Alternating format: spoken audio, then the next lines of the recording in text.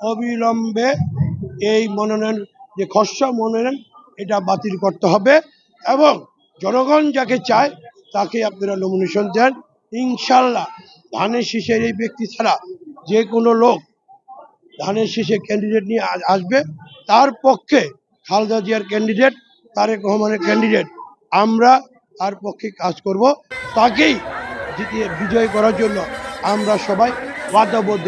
এই মনোনয়ন বাদ দিয়ে যাকে যোগ্য মনে করে তারা হামলা মামলা জর্জরিত এই এলাকার জন্য কাজ করছে, সম্মত জনগণ যাকে চায় তাকে আশা করি ইনশাল্লাহ দিবে। এই মনোনয়ন ইনশাল্লাহ থাকবে না ইনশাল্লাহ। কি বলেন, শ্রীনগর সিরাজদি খান 14-28টা ইউনিয়নের নেতা কর্মীরা সবাই আমরা সমবেত হব। সমবেত হওয়ার কারণ নিশ্চয়ই আপনারা ইতিমধ্যে জানতে পেরেছেন। আপনারা জানেন মুন্সিগঞ্জ একে যে ব্যক্তিটিকে খসড়া নমিনেশন দেওয়া হয়েছে, এই ব্যক্তিটি একজন বিতর্কিত ব্যক্তি।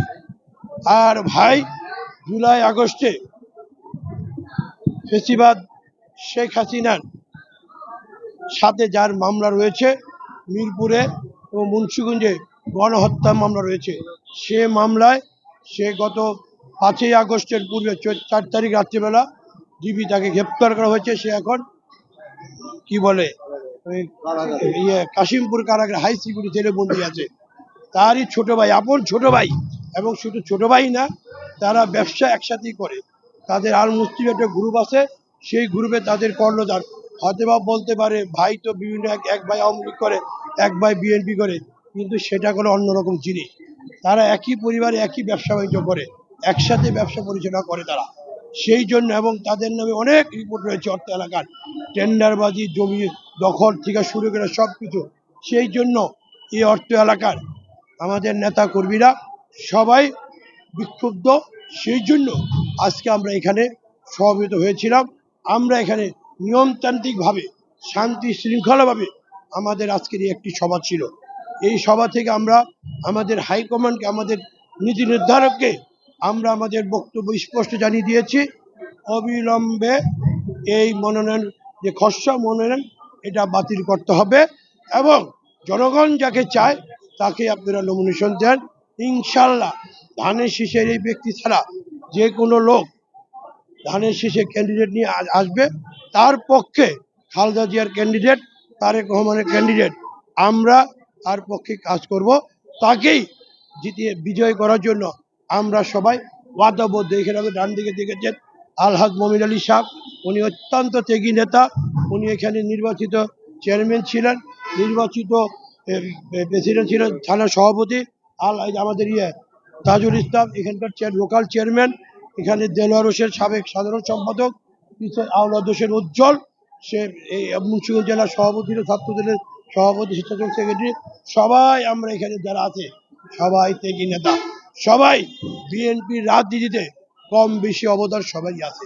সবার হামলা মামলা, আমাদের নেত্রী খালেদা জিয়াকে 8 বছর সাজা দেওয়া হয়েছে, 6 বছর তাকে কার্যকর করা হয়েছে, আর তার আগেই সে বেরিয়ে হয়েছে।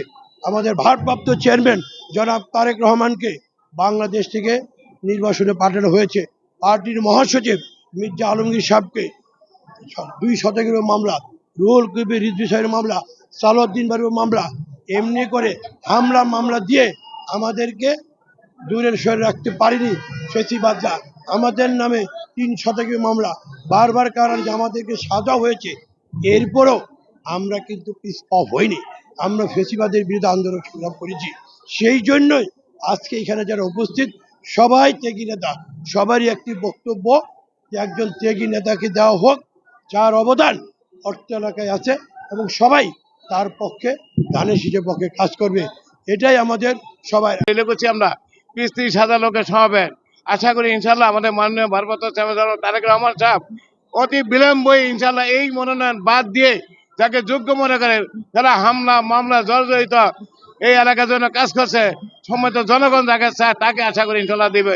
এই মনোনয়ন ইনশাল্লাহ থাকবে না ইনশাল্লাহ আশা করি। আমরা দলের জন্য অনেক নিবেদিত প্রাণ। এই সবাই অনেক মামলা হামলা জড়িত, আমিও অনেক মামলা হামলা জড়িত। আমরা দলের জন্য কাজ করেছি। আমরা একজন ফ্যাসিস্ট আওয়ামী লীগের